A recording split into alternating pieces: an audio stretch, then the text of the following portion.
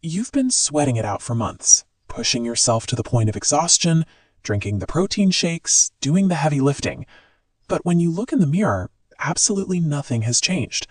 For most people, the bottleneck is misallocated effort, pouring energy into the wrong variables, while the actual biological levers remain untouched. To see what's actually happening, we have to look at this chart, the Fitness ROI Matrix. We map your effort level on the bottom against your actual physiological impact on the side. Most highly motivated people get stuck right here, in the high-effort, negative impact trap. You spend massive energy, getting zero return. We need to rescue that wasted energy. To do that, we are going to audit the 10 most common points of failure using this matrix. The fitness industry sells intensity. They tell you to chase the sweat and the pain. But biology requires intention, meticulous planning, precise execution, and measured recovery. Escaping the stagnation trap means treating your physical energy like investment capital.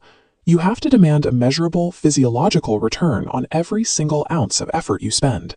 The first place effort goes to die is Pillar 1, architectural ROI. Without a strategic blueprint, your physical exertion is just random, useless calorie burning. To get predictable muscle growth, your inputs must be exact, committing to a pre-written workout plan and tracking macros. The trade-off is administrative friction. Compare that to beginners.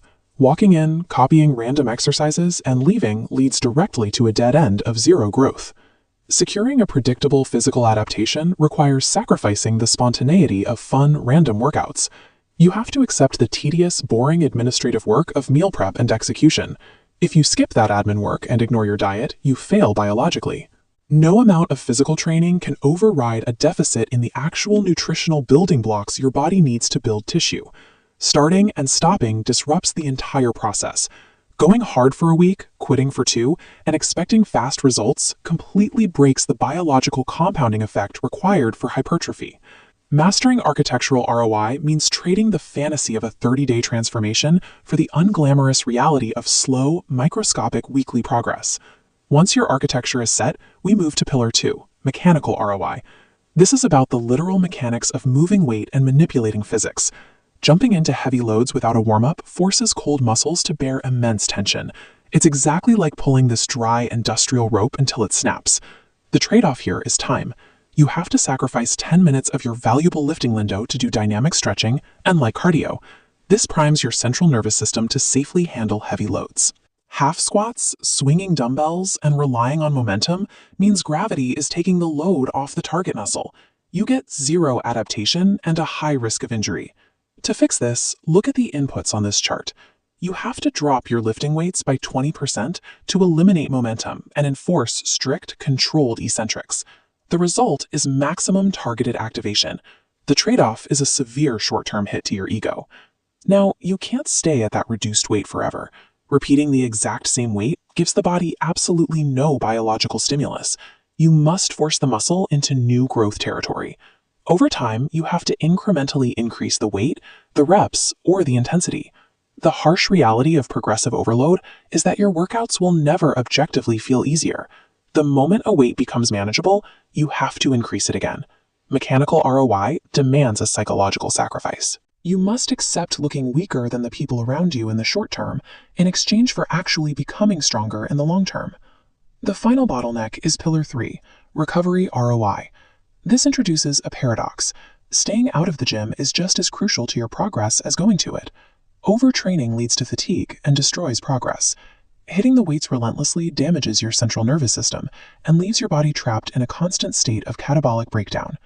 It is an uncompromising biological fact that muscles do not synthesize in the gym. They are torn in the gym, and they are rebuilt exclusively during rest and sleep. This chart maps the requirement. You must mandate 7 to 8 hours of sleep and take scheduled rest days to achieve CNS recovery and muscle synthesis. The trade-off here is mental. You have to suppress the psychological urge to constantly train. That mental discipline extends to psychological recovery as well. Specifically, fixating on their genetics, their arbitrary timelines, and their lifting numbers derails your focus. It distracts you from your own measurable, individual baselines. Optimizing recovery ROI requires abandoning the pursuit of external validation. You must fully commit to an internal, solitary journey of measured repair. Building muscle involves a specific exchange. You trade patience, ego, and meticulous administration for a physiological adaptation. There are no shortcuts to this process. Let's identify your bottleneck with this matrix. Beginners, focus on Pillar 1. Stop imitating, structure your plan, and log your diet. Intermediates, focus on Pillar 2. Enforce strict form and progressive overload. Burnouts, focus on Pillar 3. Prioritize sleep and rest. Hard work is merely the minimum baseline required to play the game. The intelligent allocation of that work is the true multiplier of your results. Take a moment to complete your own self-audit based on this framework. Identify your specific persona and your bottleneck, and tell me your diagnosis in the comments below.